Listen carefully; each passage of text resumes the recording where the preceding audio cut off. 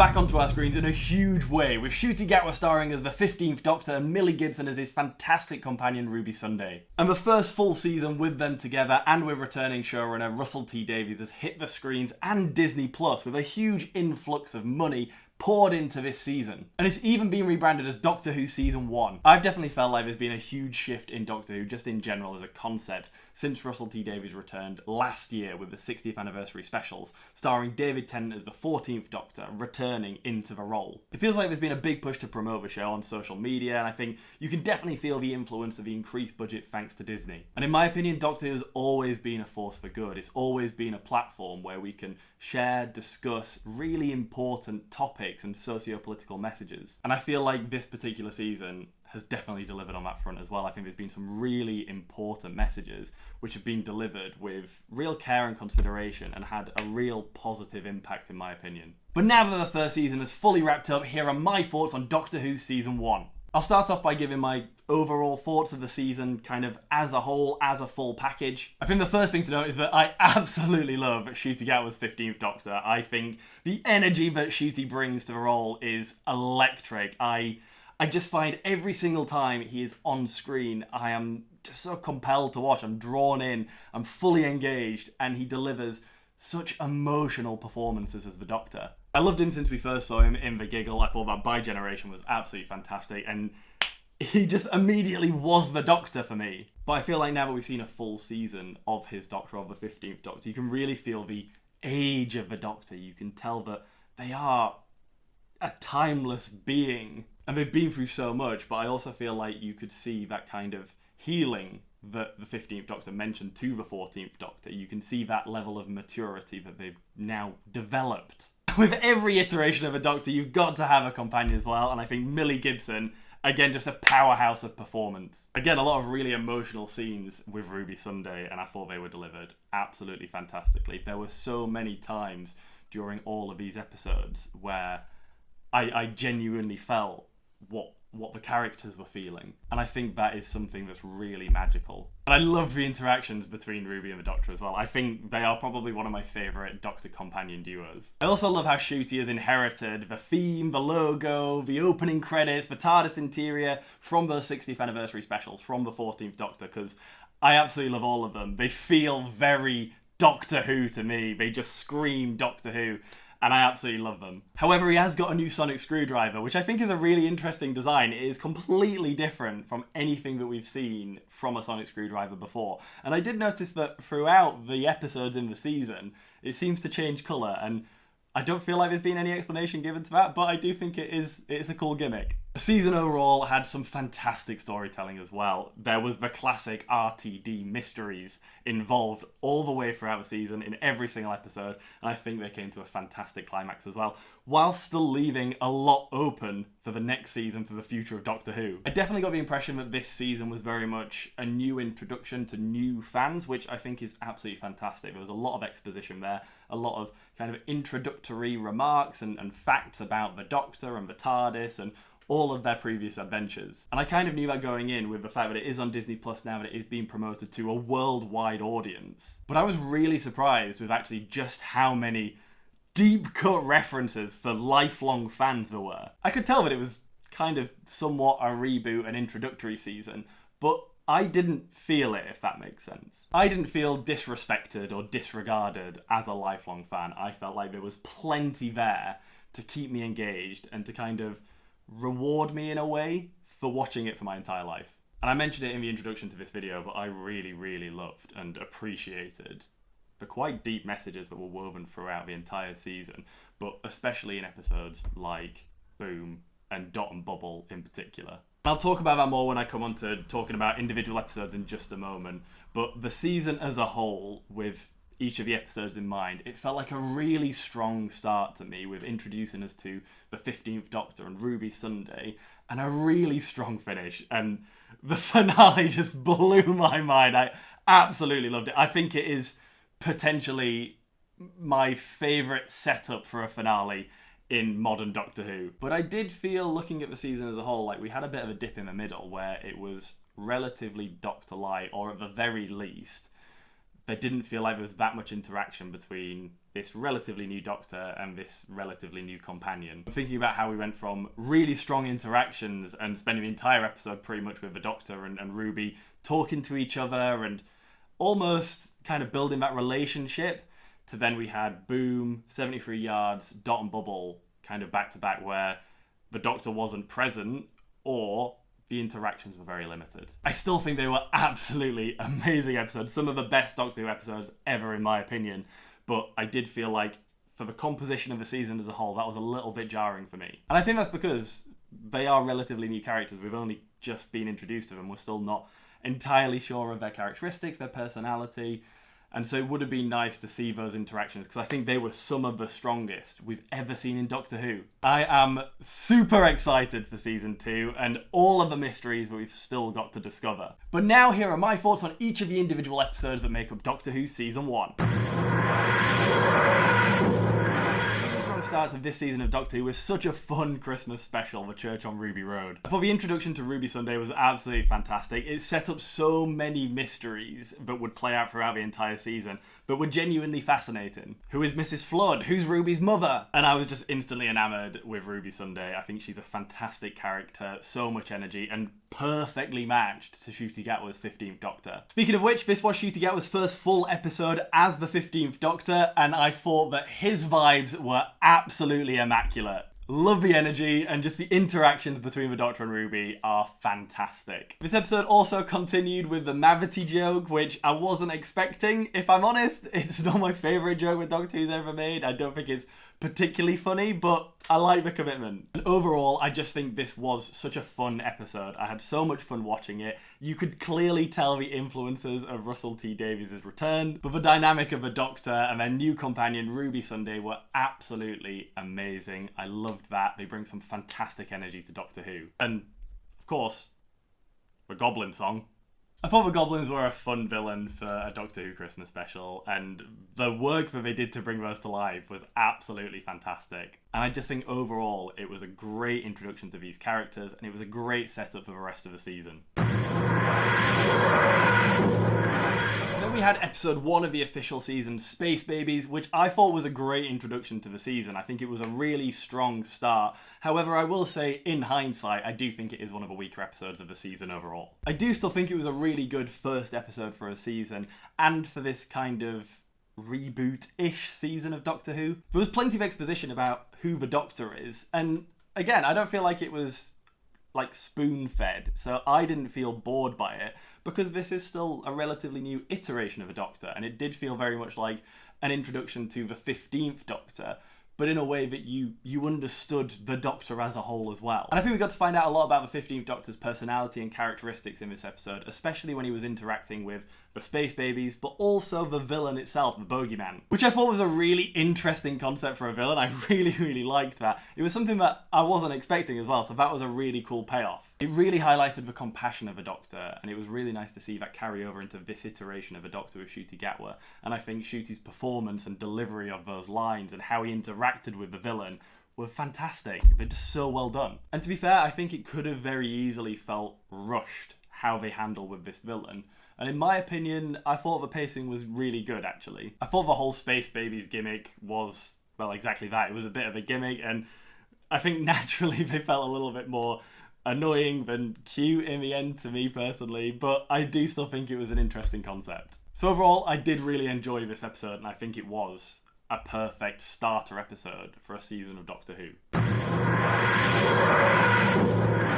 The next episode, The Devil's Chord, was where it got real for me. This was a very strong episode, in my opinion, albeit with some flaws, but I think overall I had so much fun watching this episode. I absolutely loved it. It felt very much like a classic episode of Doctor Who, modernised with just some fantastic energy, a fantastic dynamic between the whole cast. In my opinion, this will be one of those standout episodes of Doctor Who, is what I'm trying to say. And I think the biggest part of that for me personally was Jinx Monsoon. She did such a fantastic job.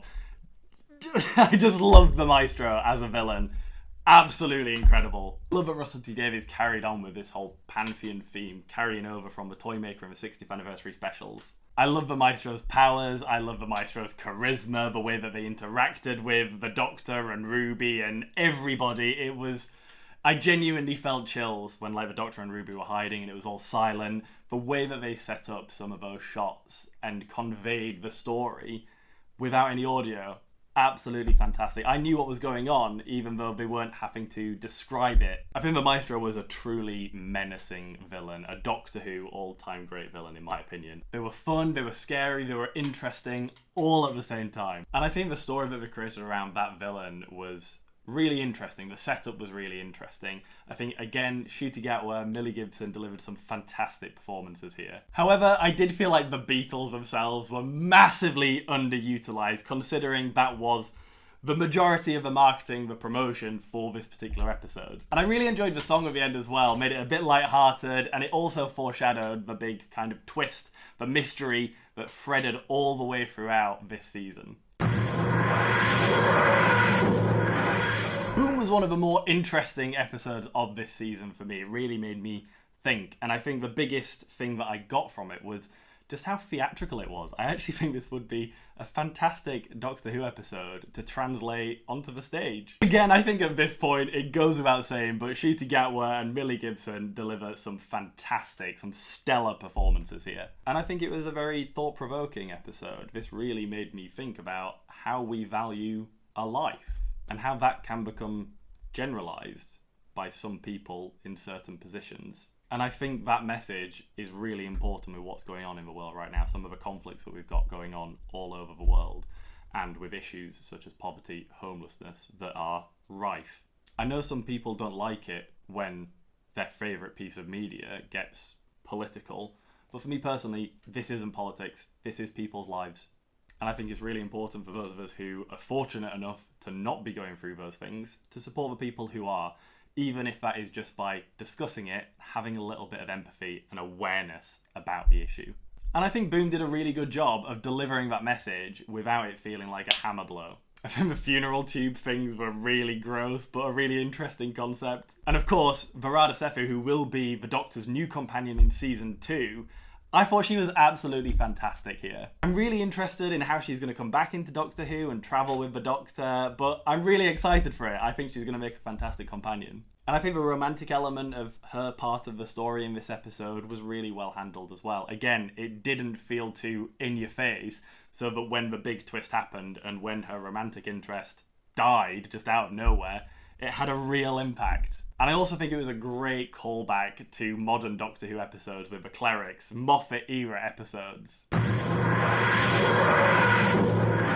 73 Yards was one of the more interesting episodes of this season for me personally. I really, really loved it, and I think it was the perfect opportunity to showcase Millie Gibson's acting skills. And she really delivered. She delivered some fantastic performances here. Really, really emotional stuff through very subtle acting, in my opinion. I did miss Ncuti Gatwa in this episode, to be honest, because I did feel like we were beginning to get a little bit more exposition and understanding of his iteration of the Doctor, and then they just weren't in this episode at all. But I loved the concept of this episode. I loved the Welsh folk horror vibe. That was just absolutely perfect. I think right from the start there was such an eerie atmosphere, and the entire episode was so creepy for me. I think it's a really chilling premise to have someone who's just far enough away from you, but always that distance away from you. That really stuck with me, and it was heartbreaking whenever we saw someone run away from Ruby, even her mother. The despair in Ruby as a character was tangible for me, and then also seeing how she moves on with that I thought was really powerful. I loved the first 2/3 of this episode, and I loved the end as well, but for me the pacing was slightly off as we got the actual payoff of the main plotline. I feel like it would have been more impactful if it had just been emphasised more, just slowed down a little bit and be more of a gradual realization. It did feel slightly rushed for me personally at the end. Now, Dot and Bubble, absolutely amazing episode, an incredible and meaningful and powerful message that I think was delivered in such a clever, such a thought-provoking way. I instantly disliked the character of Lindy, which I think is testament to the actor. Just the sheer entitlement, the way that she interacted with people in her bubble, but then especially the first time that she interacts with a Doctor. I did question why the first time that she interacts with Ruby was different from how she interacted with the Doctor, and especially with like the fact that when the Doctor appeared on the screen there was warning signs and it was flashing and everything like that. But it didn't actually occur to me that everyone in Lindy's bubble was white until we saw Ruby and the Doctor interacting with each other in Lindy's bubble. And for me personally, that's why that message is so important. That's why for me, the representation, the diversity and inclusivity that we are seeing a push for in modern media is so important, especially in an age where people do use these aspects to stoke division. I find it so disappointing that someone's sexuality, gender, skin colour, religion, country of origin even enter into the conversation. That is so disappointing to me personally, because it has absolutely no bearing on storytelling or somebody at all. It's just who we are as people. It's fundamental to our being, and it genuinely upsets me when it even has to be said, because there are so many people, so many groups of people who are spreading vitriol and hate onto other people purely for being who they are. That was my interpretation of the key message of this episode, and it is something that I hold very dear to my heart, that matters a lot to me on a very personal level. So to see it represented on a show that I absolutely love, that I've spent my life watching, was really powerful, and it meant a lot to me. And I genuinely got angry at the last scene. I was seething as it was happening. I really felt the emotion, the rage, the disappointment in the Doctor. Ncuti did a fantastic job. I think the entire cast of this episode did a fantastic job, because the entire time it made my blood boil with just sheer resentment. Phenomenal episode with a very powerful message handled in an immaculate way. Rogue featured a much anticipated character played by Jonathan Groff, and I think he did a fantastic job in this episode. This Bridgerton style episode had been included in a lot of marketing materials with a focus on Jonathan Groff's character, and I think he delivered a fantastic performance. Had me hooked from the get-go. I know a lot of people were speculating that this could be another iteration of Captain Jack, and I think he had that vibe, but the chemistry between him and the Doctor was amazing. I loved it. I was hooked. I was drawn in. I want them to be together. I was genuinely devastated when he sacrificed himself to save Ruby. And on that point, I think Millie Gibson's performance after she was saved by Rogue was really powerful. I thought it was really well done. In a very subtle way, it showed just how close Ruby and the Doctor have become. Ncuti Gatwa delivers another amazing performance here, very emotive, and I just feel like you can connect with him so easily because of Ncuti's performance. And I think this episode was probably my favourite of the season in terms of the character development that we got for the Doctor. Now that I'm thinking about it, that may be because, for me, this was the first time where we got to see Ncuti Gatwa just be the Doctor. I think he came into the role so strong, and you immediately felt like, this is the Doctor. I connected with him as the Doctor straight away. I didn't need any convincing. But I think this episode, especially with the previous episodes being quite Doctor-like, here we didn't have any exposition. There wasn't any kind of introductory remarks to the Doctor or their world. So Ncuti Gatwa was just the Doctor here.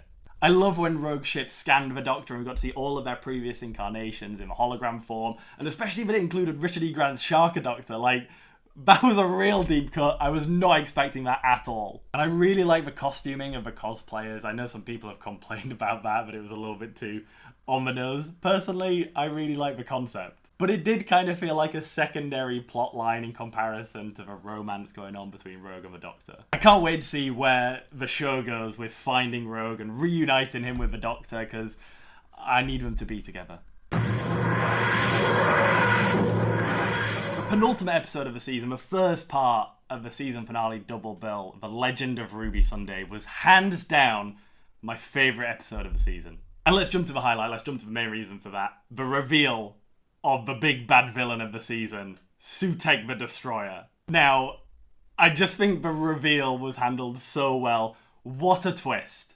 I actually think this, for me, showed a little bit of maturity from Russell T Davies' usual style, where it is quite on the nose and spelt out. This was a complete twist. I felt like we were locked in on the whole Susan Triad being the Doctor's granddaughter, because that didn't feel too on the nose as well. It was the obvious choice, but it didn't feel like it was being shoved down your throat. So I was like, yeah, that is 100% viable. It's going to be Susan. And I think we were emotionally bought into that as well, with the mentions, the multiple references to Susan throughout the season, and the links to the whole mystery surrounding Ruby's mother. But for it to then be Sutek caught me completely off guard. I was so hyped. I can't even describe it. I can't put it into words. I'm getting so excited just remembering how I felt in the moment watching it and Sutek being revealed, with the build-up, with Harriet Arbinger's speech and how she was talking through the Pantheon. How the original voice actor of Sutek, Gabriel Wolfe, returned after however many years from his first appearance in Pyramids of Mars in 1975. I felt chills. I was scared. I was excited. Just, I think, potentially the best reveal in any episode of Doctor Who ever for me personally. I think the only real rival for me personally was when we found out that Missy was the latest regeneration of a Master. It was on that level for me. And I do think I'm slightly biased because, on a very personal note, my first ever memory, as far as I can remember, is watching Pyramids of Mars when I was a kid. And I was terrified of Sutek, of the mummies. I can vividly remember the Doctor solving the riddle of the Sirens. And that's probably a huge reason why, to this day, Tom Baker is still my personal favourite Doctor, and the Pyramids of Mars is one of my personal favourite Doctor Who stories. So, as a lifelong fan, that felt like a very full circle moment for me personally. I really liked the design of this updated version of Sutek as well. I think it took a lot of inspiration from obviously the Egyptian influences that influenced his first appearance, but also his first appearance as well in and of itself. Susan Triad and Harriet Arbinger, their skull makeup added another level to the creepy factor as well for me. I just think there was actually so much in this episode that was genuinely scary. Seeing returning unit characters as well, with Kate and Mel and Rose, I really liked that.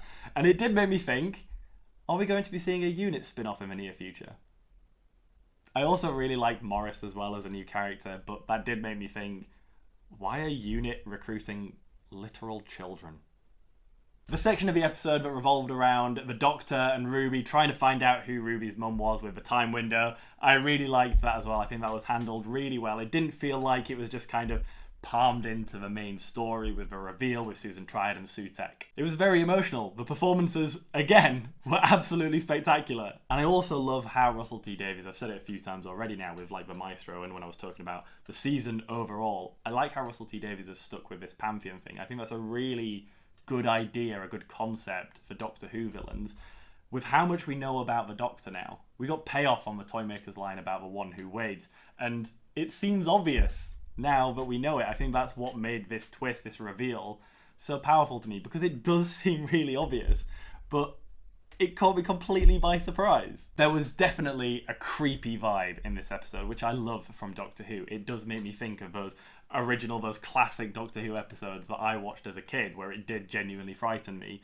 Those Tom Baker era episodes like Image of the Fendal, Pyramids of Mars. And that, coupled with some real deep-cut lore references for lifelong fans, like mentions of the Mara, the Toymaker, the Trickster, whilst providing a really compelling setup for the season finale for newer fans. I just thought, overall, an absolutely fantastic episode of Doctor Who. Again, this is another one that will definitely stand out to me as one of the all-time greats.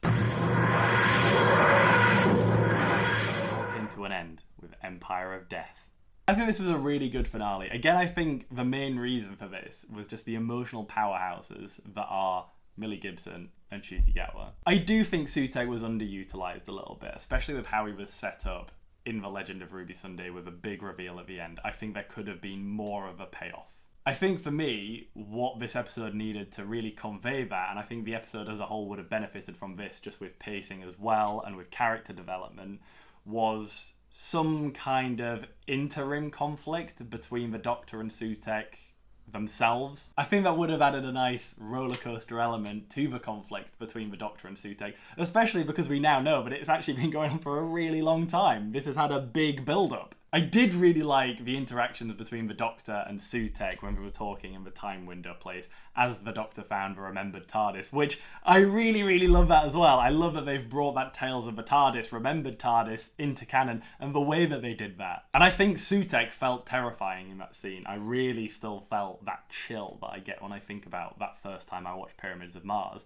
and Sutek as a villain. I just wish that we got to see him beat down the Doctor a little bit more and show just how powerful he is as a villain. I do feel like they kind of tried to do that with the reveal that Mel was actually possessed by Sutek, and I thought that was a really good plot. But I would have preferred to see some kind of direct conflict between Sutek and the Doctor coming up with some plan to defeat him, going up against him, completely and utterly failing. Which, in fairness, now that I'm actually saying it and I'm thinking about it, would have been difficult to do, because the Doctor lost. They lost everything. Sutek won. Sutek killed everything. And I love that in storytelling. I think that's what I'm saying, is I wanted more of that, because I love it when we see our hero really overcome something really powerful.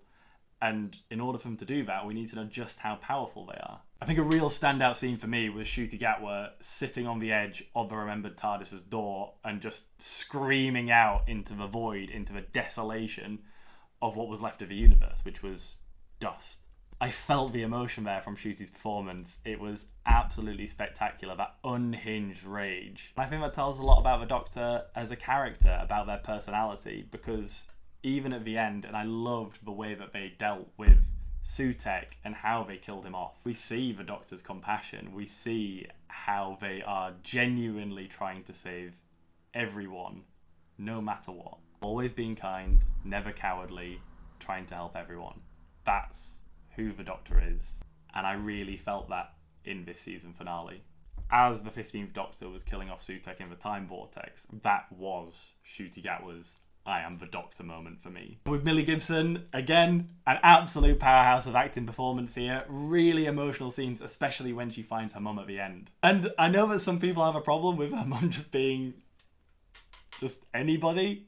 I really like it. I like the way that that message was handled. And I do think there is maybe some inconsistency, because why does that mean that Ruby could just conjure up snow whenever she thought about it? But for me, I feel like this is a theme of Doctor Who, that everybody is special in their own way. And that was the message that I got from it. Not that Ruby's mum was just some random teenage mum, she was a nobody.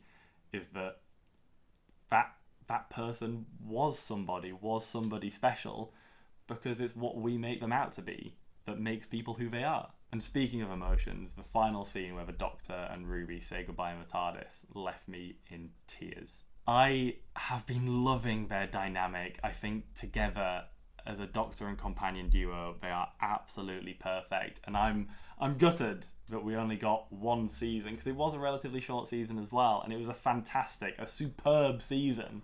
I want to see more of it. But I am really excited for season 2. And we've still got plenty of mysteries to explore as well. Who's Mrs. Flood? Again, I loved her character in this episode, with the way that she interacted with Cherry. That was like, oh, hang on a minute. Who is this? And of course, we got the scene at the end, which was fantastic. So I'm really, really excited to see who Mrs. Flood is. I have many different theories, but let me know who you think Mrs. Flood is down in the comments. And let me know what you thought to Doctor Who Season 1 as a whole. Thank you so much for watching. I really hope you enjoyed this season of Doctor Who just as much as I did. Make sure to like and subscribe and follow Woody Strikes Back on TikTok and Instagram for more nerdy content. I'll see you in the next video, or maybe in true timey-wimey fashion, I'll see you in one of our previous videos. But in either case, have a fantastic day.